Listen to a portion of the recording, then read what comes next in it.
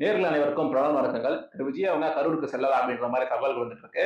நேற்றுக்கு தான் நம்ம வீடியோல பார்த்திருந்தோம். திரு ராகுல் காந்தி அவங்களும் விஜய் அவங்களும் கரூருக்கு உண்ணாசை அடுத்த மாசம் நவம்பர் 5ஆம் தேதி பார்ப்பாங்க அப்படின்ற மாதிரி விஷயங்களை நம்ம வீடியோ போட்டிருந்தோம். அது ஒன் இந்தியா அப்படின்னு சொல்லிட்டு அது மட்டும் இல்லாம தினமலர் இந்த மாதிரி நிறைய நாளிதழ்கள் எல்லாம் வந்திருந்தது. அதன் தொடர்ச்சியா இந்த வீடியோ வந்து பண்ணியிருந்தேன்.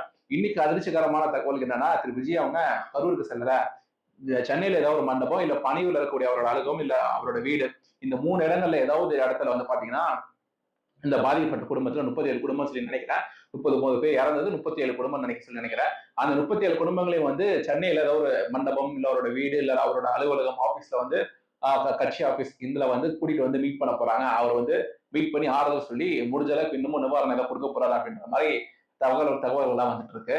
இது என்ன விஷயம் கவனிக்க வேண்டியது இருக்கு அப்படின்னா, அவரு கரூருக்கு செல்றதுக்கு பர்மிஷன் கேட்டாரு. அந்த பர்மிஷன் வந்து ஸ்டேட் கவர்மெண்ட் கொடுக்கல அப்படின்னு சொல்லிட்டு கொடுத்திருந்தாங்க. திரு விஜய் அவங்க வந்து ஒரு சாதாரண இந்தியன் சிட்டிசன். அவர் வந்து ரொம்ப ஃபேமஸான ஒருத்தர், ஒரு நடிகர், நல்ல நடனம் ஆடக்கூடிய ஒருத்தர். அவர் வந்து பெரிய ஆள் தான், அது வந்து இல்லைன்னு சொல்லல. ஆனா வந்து அவர் ஒரு சாதாரண சிட்டிசன். அவர் வந்து இப்போ வெளிநாட்டுல இருக்கக்கூடிய தூதர்கள்லாம் இருக்காங்க. இப்போ வந்து யூஎஸ் தூதர் ஃபார் இந்தியா அப்படின்னு சொல்லிட்டு ஒருத்தர் இருப்பாரு. அவர் வந்து இங்க இருக்க இந்தியாவில் இருக்கக்கூடிய ஏதாவது பிசினஸ் மேன் பொலிட்டிஷியன் சந்திக்கணும் அப்படின்னா அவர் மினிஸ்ட்ரி ஆஃப் எக்ஸ்டர்னல் அஃபேர்ஸ்ல வந்து ministry of external affairs Jaishankar அவங்க கீழே இப்ப இருக்கக்கூடிய அந்த அமைச்சகத்துல பர்மிஷன் வாங்கணும். அவங்க எல்லாம் வெளிநாட்டு தூதர்கள், அவங்க எல்லாம் வந்து பர்மிஷன் வாங்கணும் அப்படின்றது சட்டத்துல இருக்குது. திரு விஜய் அவங்க வந்து ஒரு சாதாரண இந்தியன் சிட்டிசன். அவரு கரூருக்கு போறதுக்கு பர்மிஷன் வாங்க வேண்டிய விஷயம் இல்லை. அவர் வந்து ஒரு நிதர்சனமான உண்மையை சொல்லணும் அப்படின்னா, அவர் பாதுகாப்பு கேட்டு காவல்துறை அவங்ககிட்ட பர்மிஷன் கேட்டிருந்தாங்க. அதை பத்தி ஒரு ஃபுல் அண்ட் ஃபுல் ஒரு வீடியோ போட்டிருந்தோம். அதுலயே எல்லாம் குறிப்பிட்டிருந்தோம். என்ன பர்மிஷன் கேட்டிருந்தாங்க, என்ன பாதுகாப்பு கேட்டிருந்தாங்க அப்படின்னா, இங்க இருந்து சென்னை ஏர்போர்ட் போயிட்டு சென்னை ஏர்போர்ட்ல வந்து திருச்சி ஏர்போர்ட், இந்த 2 ஏர்போர்ட்லயும் வந்து கூட்டம் கூட்டிடக்கூடாது. திருச்சி ஏர்போர்ட்லயும் ஜீரோ டாலரன்ஸ் வேணும். ஜீரோ டாலரன்ஸ் எங்கிட்ட கூட்டம் கூட்டிடக்கூடாது. அப்படியே சப்போஸ் கூட்டம் கூட்டிட்டாங்கன்னா கூட்டத்தை கலைக்கிறதுக்கு போலீஸ் லத்தி சார்ஜ் தான் பண்ணுவாங்க அப்படின்றது எனக்கும் தெரியும், உங்களுக்கும் தெரியும். சோ வந்து கூட்டம் கூடக்கூடாது அப்படின்னா இதுக்கு என்ன அர்த்தம் அப்படின்றது போலீஸ் வந்து எப்படி தடுப்பாங்க அப்படின்றத நீங்களே உங்க எண்ணத்துக்கு நான் விட்டுறேன். அந்த திருச்சி ஏர்போர்ட்ல இருந்து கரூர் ஏர்போர்ட் போறதுக்கு பின்னாடி வந்து அன்ஆத்தரைஸ்டு வெஹிக்கிள் அப்படின்றத சொல்லி குறிப்பிடுறாரு.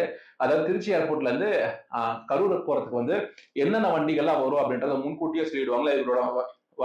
இவரோட பிரச்சார வண்டி அந்த மாதிரி இவரோட வண்டி என்ன வண்டி வந்து திருச்சி ஏர்போர்ட்ல இருந்து எந்த வண்டியில இருந்து அந்த கரூருக்கு போறாரு அப்படின்ற வண்டி எந்த வண்டியெல்லாம் ஃபாலோ பண்ணி வரும் அப்படின்ற விஷயத்த சொல்லிட்டு வரான். இந்த 3 வண்டியை தவிர இது எத்தனை வண்டிகளோ அத்தனை வண்டிகளை தவிர வேற எந்த அன்ஆத்தரைஸ்ட் வண்டியும் வந்து இவரை ஃபாலோ பண்ண வரக்கூடாதா அப்படின்ற மாதிரி ஒரு விஷயத்த சொல்லியிருக்காரு. இப்ப சிஎம் கான்வே போதுன்னா அந்த கான்வேல இருக்கக்கூடிய ஆத்தரைஸ்ட் வெஹிக்கிள் தவிர வேற எந்த வண்டி வரக்கூடாது அப்படின்ற மாதிரி ஒரு விஷயத்தை கேட்டிருக்காரு. உங்க மனசு அச்சுக்க விட்டுறேன். அதுக்கப்புறம் திருச்சி ஏர்போர்ட்ல இருந்து அந்த கரூருக்கு போனதுக்கு அப்புறம் கரூர்ல மண்டபத்திலயும் வந்து பாத்தீங்கன்னா எந்த மண்டபம் பிடிக்கும் அப்படின்றது 2 நாளைக்கு முன்னாடியே சொல்லிடுவோம். அந்த மண்டபத்துல கூட்டம் வந்து கூடக்கூடாது. நாங்க வந்து இந்த நிர்வாகிகளுக்கு ஐடி கார்டு கொடுத்துருவோம். அந்த ஐடி கார்டுல வச்சிருக்கவங்க மட்டும் தான் அந்த மண்டபத்துக்குள்ள வரணும். வேற மீடியா எதுவும் வந்துடக்கூடாது, பிரஸ் எதுவும் வந்துடக்கூடாது, யாரும் வீடியோ எடுக்கக்கூடாது அப்படின்ற மாதிரி எல்லா கோரிக்கைகளும் வச்சு ஒரு பர்மிஷன் கொடுத்திருந்தாங்க.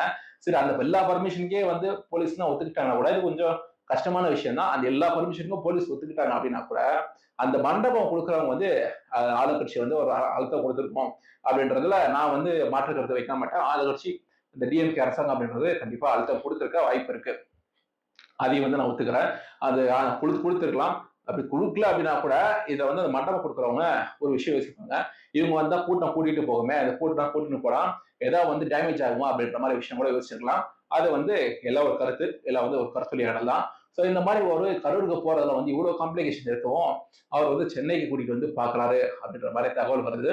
இதுல கூட என்ன ஒரு விஷயம் அப்படின்னா, சென்னைக்கு கூட்டிட்டு வந்து பாக்குறாரு அப்படின்னா அந்த 37 குடும்பம் அப்படின்னு சொல்லிட்டு எனக்கு தெரிஞ்ச சொல்றேன். ஆனா பாதிக்கப்பட்ட எல்லா குடும்பங்களையும் வந்து ஒன்னா கூட்டிட்டு வந்து பாக்குறப்பதான் அதுல கூட நிறைய விமர்சனங்கள் இல்லை. ஒரு 37 குடும்பம்ல இருந்து 35 குடும்பம் தான் வந்து பார்த்து ஒரு 2 குடும்பம் வரனா கூட அந்த 2 குடும்பத்தை போயிட்டு பிரஸ் மீட் எடுத்து என்ன அவர் வந்து சென்னையில தான் பார்க்கணுமா, அவர் இங்க வர மாட்டாரா, அவர் வரலாம பேச வச்சு கூட பிரஸ் மீட் வரலாம். சோ இதுல நிறைய காம்ப்ளிகேஷன்ஸ் எல்லாம் இருக்கு. இன்னும் 3 நாள் வந்துச்சுன்னா 27ஆம் தேதி வரப்போகுது. பாதிக்கப்பட்டு 1 மாசம் ஆக போகுது, 31 நாள் ஆக போகுது. சோ வந்து திரு விஜய் அவங்க என்னதான் செய்ய போறாரு அப்படின்றது உங்களோட கருத்து என்ன அப்படின்றத நீங்க கீழே கமெண்ட் செக்ஷன் சொல்லுங்க. இன்னொரு வீடியோல பார்ப்போம். பை.